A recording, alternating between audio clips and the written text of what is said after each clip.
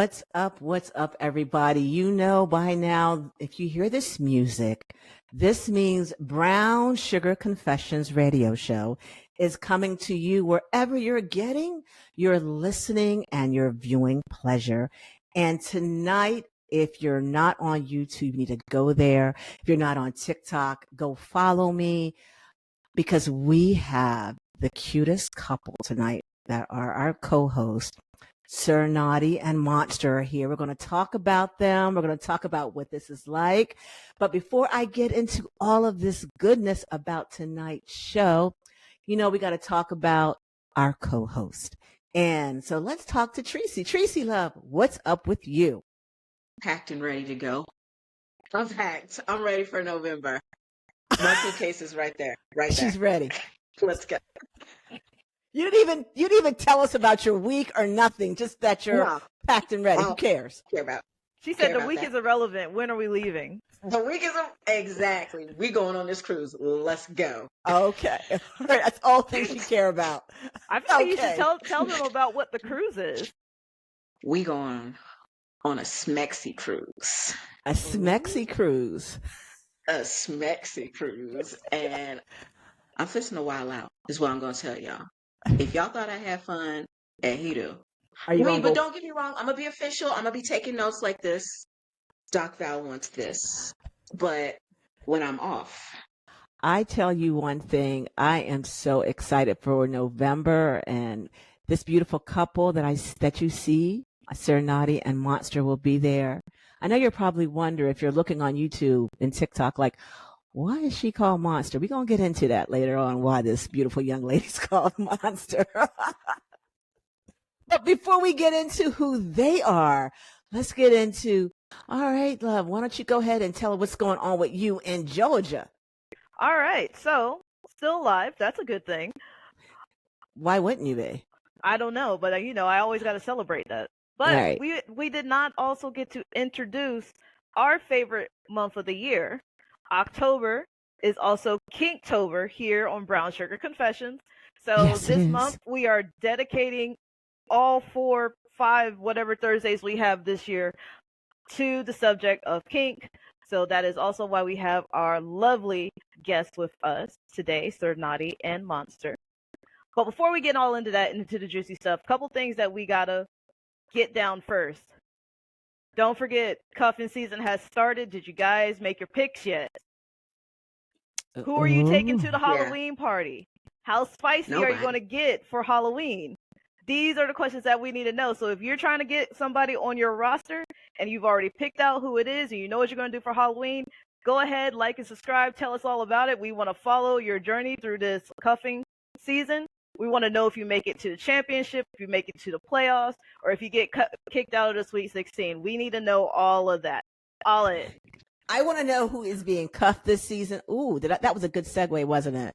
Yeah. But, before we get into tonight's show, make sure that you go to YouTube, like, share, and subscribe it. Go to TikTok, follow me there, and Doc Val, and go to Facebook and like us as well, because we tonight are talking about some grown up things. So as Miss T said, tonight we are talking about, I guess BDSM, because it's Kinktober. And right. And in Kinktober, we are going to talk about things that people in the lifestyle like to do. So if you don't know by now, and I'm going to educate you for a second before I introduce our beautiful co-host, Sir Knotty and Monster, the lifestyle is the umbrella term for people that are sex positive, that are into nudity, BDSM, swinging, poly. I have to talk to you about this beautiful couple. I'm going to give their bio to you in a few minutes. But I think I've known them now for about 3 years, right? Them on the Bliss Cruise. And so I have to set the scene for you so you can get a feel for what's happening in this scene, right? It is juicy. One of the things that's really cool about the Bliss Cruise is that they have a dedicated dungeon. it is absolutely beautiful. The dungeon masters and Sir Knotty and Monster are one of the dungeon masters, or a pair of the dungeon masters, help run this dungeon, do scenes in this dungeon, and they do a beautiful job in setting up all the equipment, sterilizing it. You can use whatever you want to use. They are there along with other dungeon masters teaching and guiding you if you don't have experience into this. So I see Sir Knotty in the corner, and they've got the BDSM, kind of low and dark, and it's a theater style setting. So imagine a theater style setting, and people are sitting just like having their drink on, watching people just do whatever they want to do. And I see this gorgeous man in the corner set up with this tripod looking thing. And I'm like, oh, what is this? So I'm watching him, and I see that he's got ropes, and I'm watching him tie up this beautiful lady who happens to be, at this time, it was Monster's wife, whom I did not know. And I'm watching this scene unfold. I'm watching how he's using the rope, how it's touching her skin. I'm watching how attentive he is to her. And I'm watching her body, how she's responding. And I'm like, oh my God, that is so beautiful. And then I'm seeing other people getting roped in this apparatus, and he'll explain what all this is. I guess, is it called a rig? Yes. Sir Knotty? Rig. Okay. And this rig. And I'm like, oh my gosh, he's tying up men and putting them in this rig. He's tying up women.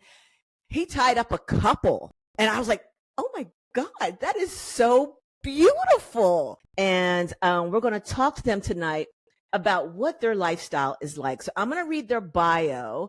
And this is where you guys can ask any questions about them and their lifestyle.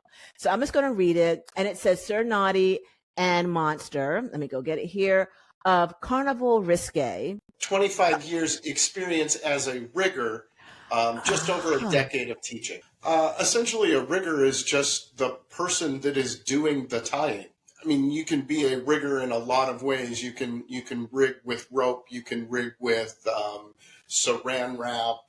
It's sort of a generic term that we stole from the Navy. There's riggers in stage work, and they all essentially do the same thing, just with different media and for different reasons. And Sir Knotty and Monster of Carnival, Risque, they're out of Florida. Sir Knotty has been rigging for over 25 years and teaching rope and lifestyle classes for over a decade. He's performed at Art Undressed, Art Walk Miami, and entertained countless fetishes, takeovers. His teaching style focuses on rope and tie engineering. This takes rope beyond the traditional copy and mimics training technique. He encourages and helps anyone and everyone to develop their own unique style. Appearing with his wife and submissive and rope bottom, new term, right? Rope bottom, Monster.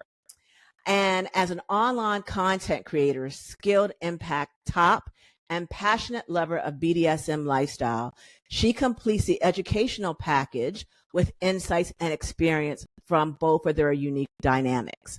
And TikTok, please take a minute and welcome Sir Knotty and his beautiful wife, Monster. Welcome to the show, guys. We are so happy to have you guys. But let me ask you this question. How did you guys meet? We met on Instagram. Okay. I love it. Just we met on Instagram. Okay. We met online. I had my online persona of Sir Knotty and the work that I was doing, and it attracted this young lady, and we started talking. We developed a connection, and eventually the stars aligned. She's Canadian, so it was difficult for us to actually get married and get together and develop a relationship, but I think it's been absolutely worth it. So, Monster, you knew that he was into BDSM? Oh, yes. Okay. Okay. And prior to meeting him, were you into BDSM? Yes. Okay, so let's go back to yesteryear. So Monster, tell us how long you were into BDSM and what type of BDSM are you into and what got you into it, a little bit about yourself. A lot of impact play. I'm very into impact play, wax play, almost every kink you can think of. Okay. And for how long have you been into it? About 15 years. Like 15. from a very young age, yeah. I started getting into it. And you said at a young age you got into it. Yeah. I stumbled upon it on Tumblr and was just like, ooh. When did you develop the persona of Monster? Yeah. When did you know that you were going to be a bottom or a top or switch? And explain some of that for the audience for us. So I knew that I was going to be a bottom probably since I was 18. Like, Okay. I developed a personality, but I was doll-faced monster since I was like 13. It's just the name that I chose for my Instagram and it stuck. But then, yeah, it just developed into monster kind of took over the doll-faced, you know, like. How did you get into it? Did you go to a dungeon? How did you get into it? I did get into rope. Okay. In the first part, like self-tying and stuff. And then I started teaching my friends in college how to do rope and stuff. Because in Canada, college starts at 18. It's Seja. But I only got into flogging and impact play, like impact play with actual tools that you use for impact play. Like when I was maybe 20, you know? Okay. And when you first got into it, did you know that you wanted to be a bottom, or did you play around until you kind of figured out that you like to be a bottom more? So, and this is where I also get confused because I probably should have known that I was a switch, like at that time, because I was often in my relationships topping from the bottom. So I was teaching my partners how to top me from the bottom. Right. So I already knew how to be a top. I was just teaching them how to do it for me. And we're going to get into that because I'm sure the audience probably like, what does she mean by topping from the bottom? We're going to talk about what that actually means. Okay. And then you met Sir Knotty, and then you got into playing with rope. Suspension. I got specifically into suspension once I met Sir Knotty. Aha. And that is what a rigger does. It's suspending you in the air and use this tripod thing, right, Sir Knotty? Yes. Okay. So Sir Knotty, go and tell us a little bit about yourself and what got you into BDSM and what got you into rope play and how you developed this. I sort of came into it backwards compared to most people. I was into rope without knowing I was into rope. The military taught me how to do fancy work as I was in the Navy, tying handrails and bell ringers and all the things that you see on Navy ships. And after I got out of the military, I continued those skills and had a garage that was sort of decorated in this rope macrame stuff that I would do just to relax and unwind.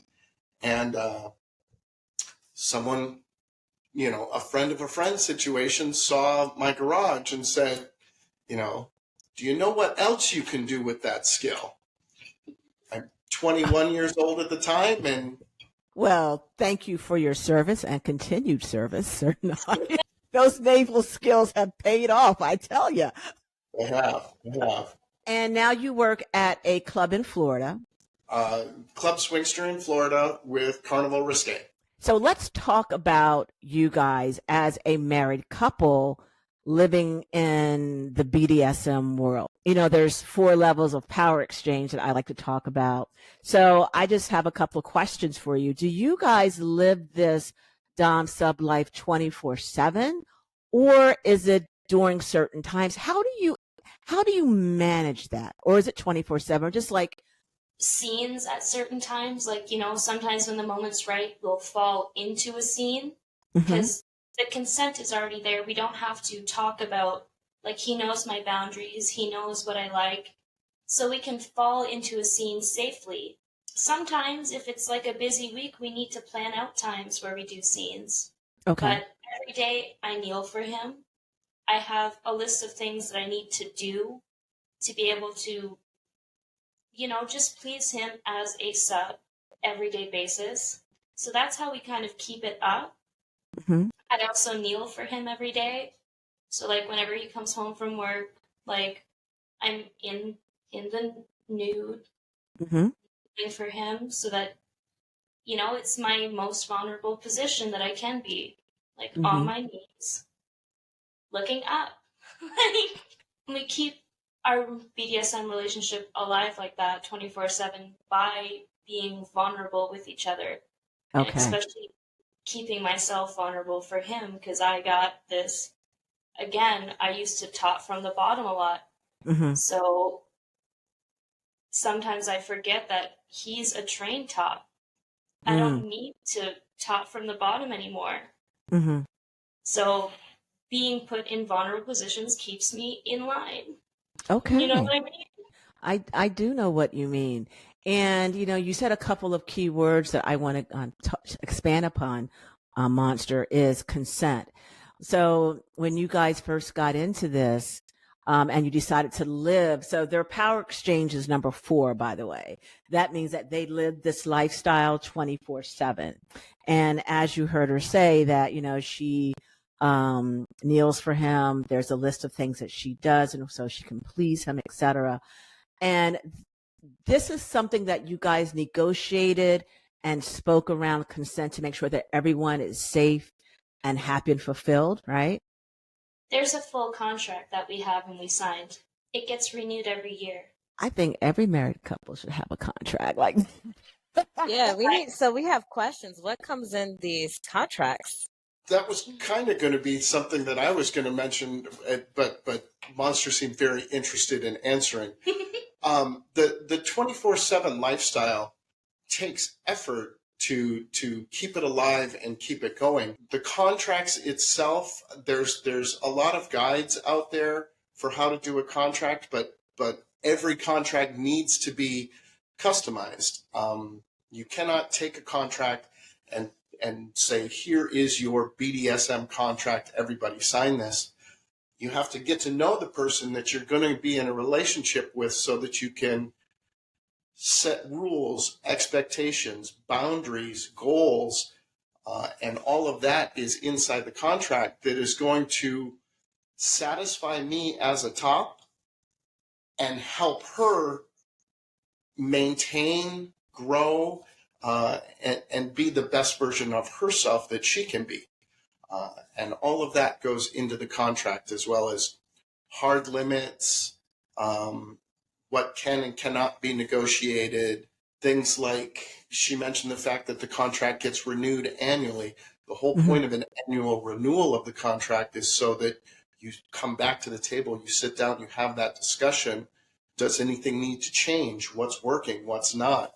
And this was so, you know, I find it so interesting that you do your contract every year. I think every married couple should actually. I feel like there should be a dating contract. Well, there definitely probably should, but I think every couple should renew because you're growing and changing every year. I haven't even thought about that. I think every couple should have the conversation before they get in the relationship that we have to have the contract in the first place. We did not date before looking at the contract and saying, do we want to do this? I personally didn't become a Dom until my early 30s. Dr. Val, you said it right there with the whole marriage. I think that is the primary difference between a BDSM relationship and a standard marriage. A lot of times our evenings don't necessarily look all that different than a normal vanilla couple, except for she might be wearing less because we can get away with that without kids. Right. A lot of times the evenings don't necessarily look all that different, but we know what we want and we have the ability inside the contract is she often comes to me and says, I need a scene. It's been 3-4 days. It's time to have a little fun. Really? So you come to him and say, I need a scene. Often every night I need a little spanking just to keep my, like... We do have a question. We got a question in the YouTube chat. So okay, go ahead. The question is, how do you get past the feeling of claustrophobia when you are tied up? You can get tied in different ways. So you don't necessarily have to have your hands tied up. A simple hip harness. Yeah, a simple hip harness leaves everything free, and you can hold onto the rope. You feel secure, and you don't feel closed up. And you can also talk to your partner. If you have this phobia of being like trapped, your partner will be there to talk you through it and hold you. And when you come out of rope, be there for you to deal with it. You know, like it's a great way to deal with all these possible traumas or phobias that you could possibly have. It's a beautiful thing. Like. One of the great things about BDSM is you can have BDSM be as non-sexual as you want it to be and as sexual as you want it to be. I've heard of people that, I'm sorry, no, I won't tie up a guy because I'm a guy or something like that. That just tells me, while I was reading our pre-show thing, you had brought up red flag. That would be one of the things that if I was just going to approach somebody and ask them to do a tie, I would be concerned about. That would be a red flag. Well, if you won't tie up a man, you're obviously taking more from it than I want to give you as your rope bottom. You know, I'm here just for the experience of being in rope, not to get you off. But I saw him actually tie up a man that was, what was he, 400 pounds, 300 pounds? How big was he? I think he was 450, if I remember what they told me right. 450. And the sweat that this man, Sir Knotty, he looked like he took a shower. I swear to God. The sweat off of Sir Knotty's body, hoisting this man that weighs more than Sir. But he took such time to hoist him beautifully. And I saw how careful he was, or you were, sir, when you were working on his pressure points, checking constriction, make sure he was comfortable. And I'm like, if I had this experience, I'll get it again. And that's what intrigued me when you were hoisting this man, and your attention to detail to make sure he was safe, to make sure his body was not hurting. And what I also loved with watching you with him is when you unhoist, is it the right word, unhoisted him or unhooked him? Is that a word? Lowered him. Okay, when you lowered him, and the feeling and seeing the tears roll out of his eyes just impacted me. And I talked to his dame, and she said that was the first time that all the weight was off of his body. And he felt weightless, and he had not felt that. And I'm like, oh my God, that a couple chooses to live this lifestyle with such consent and openness. And, you know, I have to give it to the two of you for really sharing this, because this is a part that people don't understand, that some people do choose to live this lifestyle 24/7, and they're thinking that, you know, we're all flying around in jets and, you know, helicopters like 50 Shades, and it's nothing close to it. Nothing at all. And so thank you guys for being vulnerable and open and sharing your lifestyle with the community. We're going to, this has just been amazing. I think we have to go to break, don't we? Yeah, we got to take a break really quick. So remember, if you are watching on YouTube or on TikTok Live through Doc Val's TikTok, send us some questions. I know you guys got questions for this lovely couple here. I got questions. I'm trying to organize in my head how I'm going to ask these questions. So if you got questions, go ahead, post them in the chat. Send them to us via email, brownsugarconfessions@gmail.com. We are going to be back right after this. If you're hanging out with us live, stay on. We'll take on some of your questions. If there's some comments you want to have. By the way, one of our favorite people entered the chat for YouTube not too long ago, the real Conjure Bay. So Hey, she says Conjure Bay. hello, and she is so excited for this topic that we have. So everybody goes to the potty, refresh your drinks. We will be right back after this.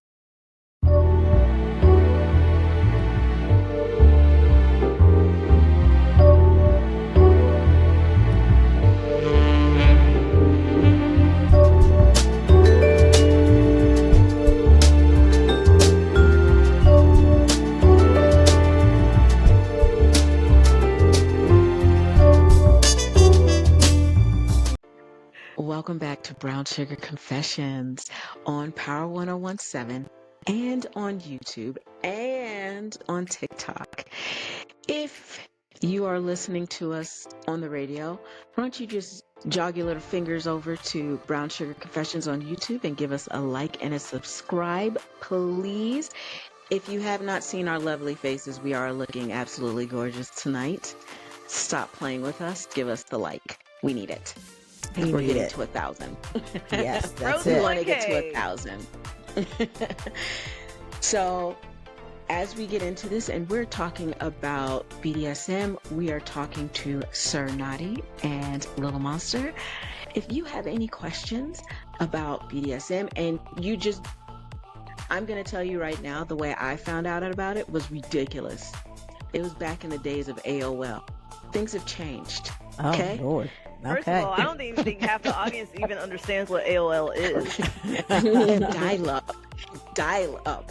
So, if you have questions and you want a trusted resource, you need to reach out to Doc Val, and you can reach her at Valerie@swancenter.com. Now, I'm going to spell it, and I say this every week, but I still get these little messages about, is that so country? Yeah, your mama. Okay? So I'm gonna tell you. Spicy. Is she spicy? Spicy. Hungry, I have not eaten yet. So here's how you reach Doc Val. It is VALERIE. Now, I'm going to say this because I love reading the stories. Now, if you want to confess some stuff that you've done in the dungeon with me and us, you know where to write. brownsugarconfessions@gmail.com. Exactly how it sounds. No weird spellings. Just that. Now, let's hurry up and get back into this because I got questions and I'm enjoying the tea. Let's go. This is such a good show, guys. Keep all those questions going. Sir Knotty and Monster, how can people reach out to you? Instagram. Instagram's the best way. I am Sir.Knotty on Instagram, and it is Knotties_monster. Their information and our chats, I'm going to put it on YouTube, Facebook, Instagram, all those places that you guys can reach out to them, because you guys also teach as well, right? Indeed. Yes, we do.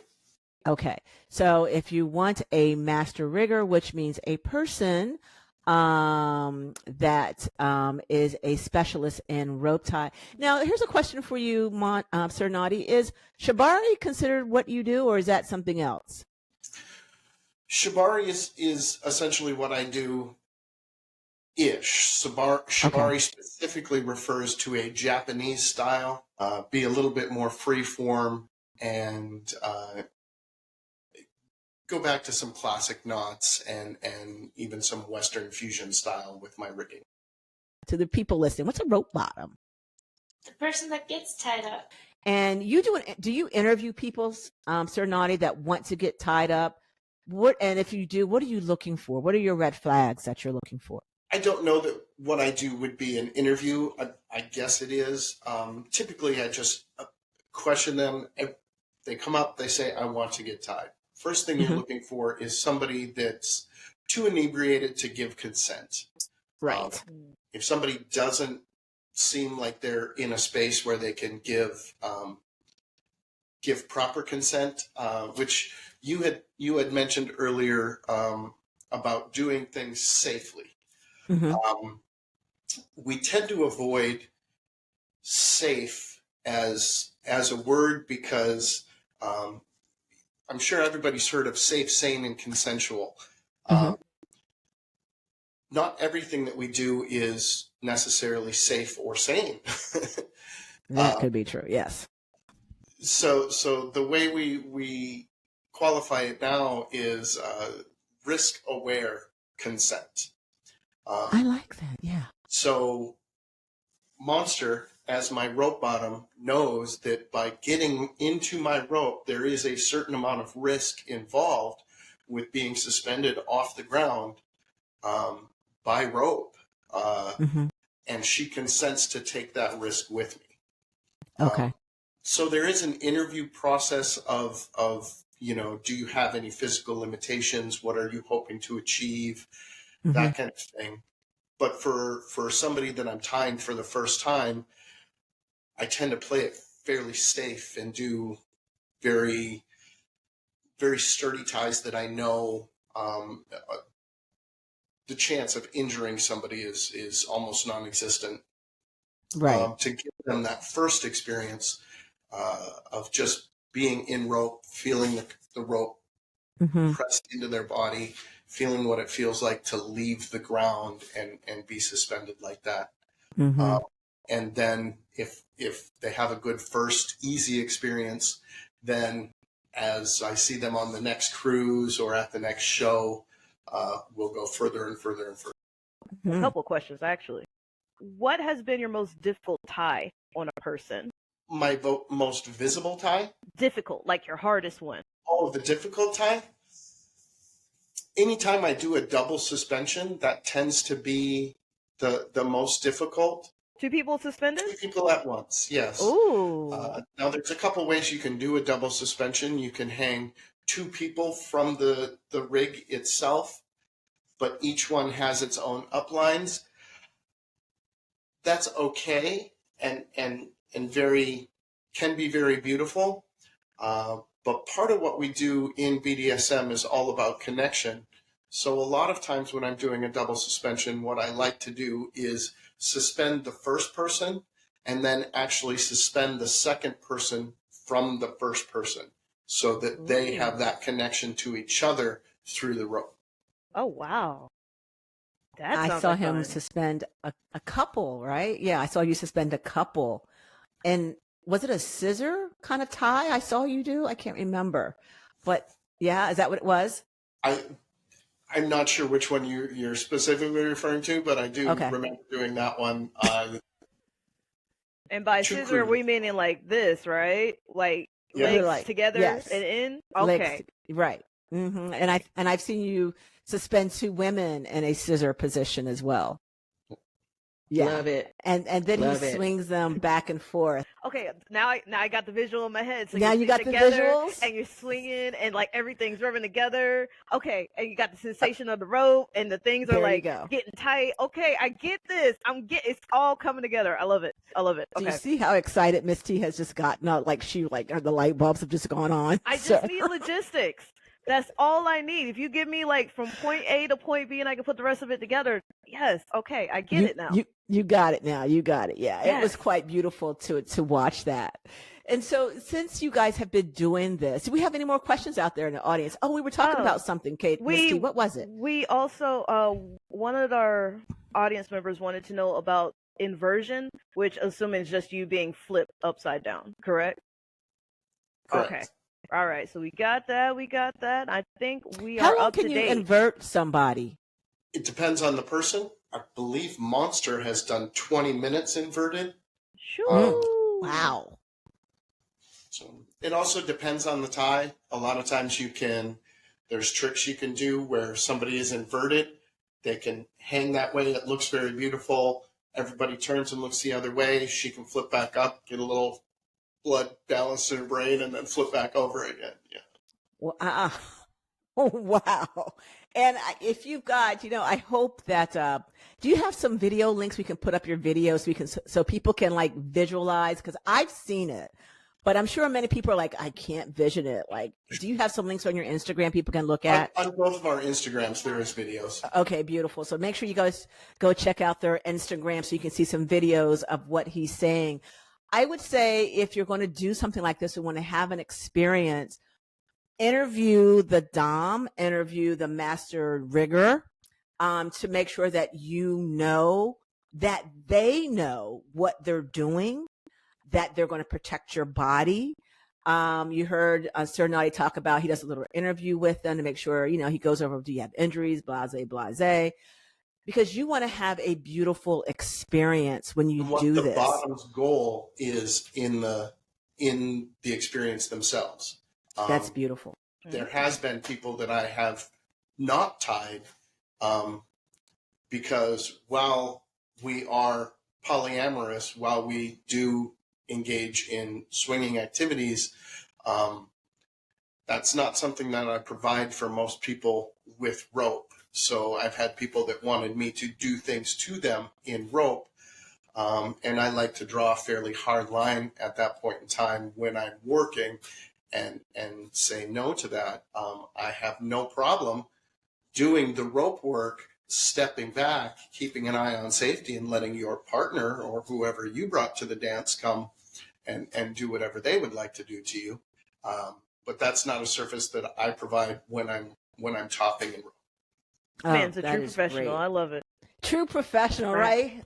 Yes. I have to say, like, listening to this, and I've been to some places and I've seen some things, and the level of professionalism that you're talking about, most people don't understand, and they just see a naked tied up person and they're like, gang gang, and you're just like, no, none of that is. It's like, sit down right now. You're grounded.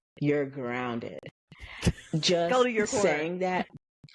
Look, I've been places and I like to be tied up a lot, and it's nothing to do with sex for me. It is purely, I have anxiety a lot, and it releases so much anxiety in me just to be like to breathe. And I went this one place and this guy's like, I want to tie you up, and I was just like, no, I'm getting a weird vibe. No. And he tied up another girl, and I watched him just be so weird. So weird. And just to hear you be like, no, that's not even what this is. Like, can we do a standing ovation? Yes, Please. let's give them a standing. There we go. Round of applause. Because when I told them I was going to bring you on, I was like, you know, he's a master at this. I just love his style. I love how attentive he is. And I also love that it doesn't seem to be ego driven. I do notice that with you. It's not ego driven.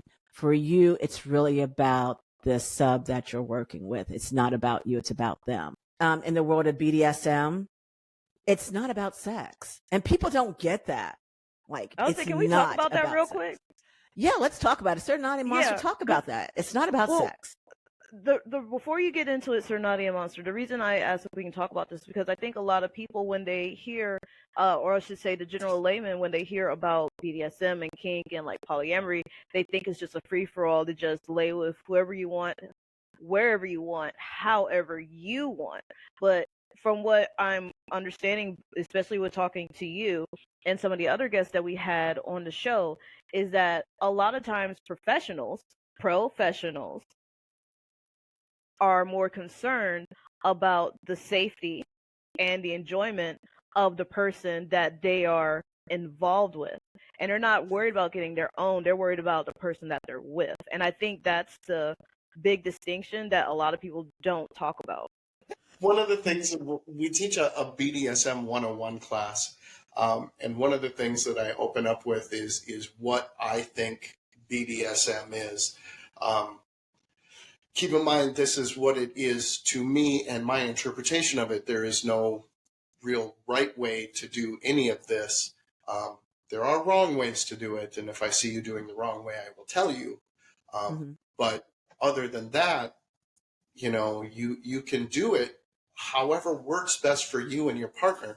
And that's kind of the point is BDSM is sort of like an exercise for our relationship. The things we do exercises our skill at communicating with each other, exercises our trust in each other, helps us fulfill both of our wants for each other. And I think that is, every community has bad apples, but I think a lot of, whenever you bring sex into the equation, a lot of every different segment of the communities ends up so hyper-focused on consent, because it is an absolutely central part of all of this. Nobody wants to walk away from any situation with a bad experience. Right. Especially in polyamory. Like, that's a huge exercise of our trust as well.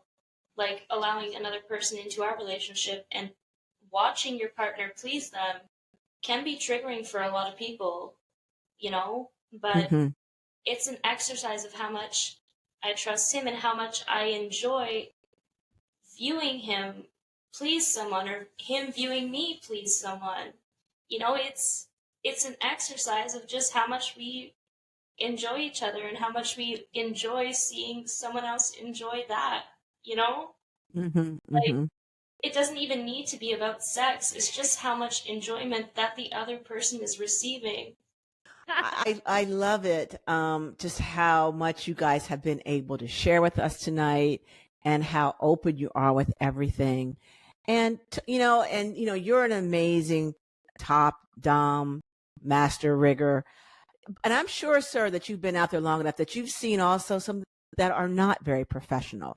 So, like, what have you seen out there that people should stay away from? Because that's also what we want to go over. Let's educate them a little bit. For the most part, the biggest thing I would say that I've seen is renegotiation after you've already started. So somebody comes up and says, I would like to do a tie. Great, let's do it. So you get them tied up in rope, and then all of a sudden they're in rope, they're subspacey, they're helpless, and you're like, well, you'd like some flogging and maybe some wandering hands and, that kind of stuff as well. And then they renegotiate that scene, what's going to happen in the middle. That's like taking a girl out on a date, thinking that you're just going out as friends, waiting until she's got a half a bottle of tequila in her, and then renegotiating for sex. That's not how it's done.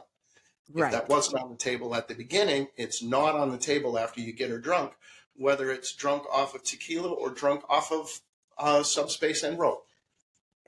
I love that. Whether you're drunk on tequila or drunk on subspace and rope, we put that on a t-shirt and sell it on Bliss. But that's a good one. I mean, we might be able to make that happen in time. I think so, but that is a good one because I think you're absolutely right that you just don't start bringing people in. And also, I always tell people when you're looking at, working with a dom, talk to your dom, investigate a little bit. If your dom, don't work with a dom that's drunk, that's high. You want to make sure that you are as safe as possible, that you're aware. I love that. What is that acronym that you just mentioned? I got to write that down because I've heard that so many times. Right. I don't know why I don't remember it. Risk-aware consensual kink. There you go. Put that in there somewhere so I don't forget that. Risk-aware consensual kink. Kink. Say it 3 times. Risk-aware consensual kink. Risk-aware consensual kink. Risk-aware consensual kink. Thank you, Dr. Miss T. We're going to go ahead and hashtag that out as well. I feel like that should be on a shirt too. That should be on a shirt. That one's already been made. Oh, really? Daggone, I'm trying. And you guys have any more questions? I have so many questions. I don't see any on YouTube. What is your favorite type of suspension that you like to do? What is your favorite, sir? I really like the having my hair tied up along with the rope in my mouth, having my arms behind my back and like the full hip part. Like, I like to be Superman. Like, oh, I like that. So you want to lay out flat. I saw that. You had that on your social media. I do. Yes. I like that one a lot. And so you're suspended by your hair. Your hair is in a bun, and the rope is on your hair. And then it goes around my face, in my mouth. I think I missed that one. I got to go back and check that picture out. It's a little extreme looking. I like it a lot. Real? I got to go back and check that one out then. Okay. So that is your favorite one. It's one of my favorites. I have a lot of favorites. Just anytime I'm in his rope, it's pretty well a good time. I would have a hard time picking a favorite for me. Anytime I'm able to do rope is wonderful. Anytime I'm able to, make my submissive happy by getting her in my rope is wonderful. The ones that are really powerful and stay with me, however, are the challenging ones you had mentioned earlier about the very heavy man that I did. I've also done somebody who she had traveled to an event, had torn her ACL, and was devastated when she saw me there working and said, of course, I have to have torn my ACL, and this is something that I've always wanted to do, and here you are, and I can't do it because I tore my ACL. I said, well, I'm willing to try and work around that and make it work for you if you're willing to take that risk with me. And we had a conversation about it, about exactly what I was going to do. And we ended up being able to give her a suspension. And it was much like the other suspension that you had talked about earlier, Doc Val, where she had been in so much pain since the accident that when I was able to rig around her knee and essentially take all of the weight off of that knee from her leg for the first time in, weeks, it was, she said, I don't want to come out of the rope. Can I just stay here? No, wow. Wow. I feel like that is rope so is like amazing. Low-key holistic medicine. The way you hold people up and you're like, it's calming people down, it's taking pressure off joints. Like, this is something we need to talk about a lot more. Have you been tied up lately? That'll probably help with your sciatica. Only Mystique could come up with something. But I think that you're right. And I think that people, they're just not aware that there are professionals out there like Sir Knotty and Monster that can help guide them professionally through this experience. So one more time, Sir Knotty and Monster, give out your handles. And you have a OF page also, Monster. So give all your info out so people can follow you guys. Yeah, my OF page is Knotty's Monster as well. Okay. It's like, as soon as you follow me on Instagram, it's linked there. Okay. All right. _monster, and then I'm Sir Sir Knotty. Not my own name. I keep trying to say your name. Sir Knotty. Okay, that's with a K-N. All right. Well, guys, we are out of time. Sir Knotty, Monster, thank you so much for enlightening this. I hope you enjoyed it. Very much. So much. Good. And, we want to have you guys come back if you would like to. We would love to have, because there's so many more questions that we have, and we just did this much of the iceberg, but I think there's a round 2. Yeah, I think there's a round 2. Questions on the script. Exactly, right? Because I told you it's like, we just ad-lib it. We just ad-lib it. That's all we do, sir. And for those that are on the Bliss, you're going to see them on the Bliss cruise. They're also teaching. And we don't know what it is yet, but go to the website and check out what they'll be teaching. I'll be teaching as well. And you guys, thank you so much for being open and honest and vulnerable and willing to educate people about what you do and how you do it, living the sub and dom lifestyle 24/7. And you know what we say out there on Brown Sugar Confessions. Always stay safe and play safe. Bye-bye for now, guys. We'll see you next week. Thanks for listening to another episode of Brown Sugar Confessions on Power 1017. Go to our Facebook, YouTube, and Instagram page at Brown Sugar Confessions to like, share, and follow. Stay safe and play safe. We'll see you next week. Bye for now.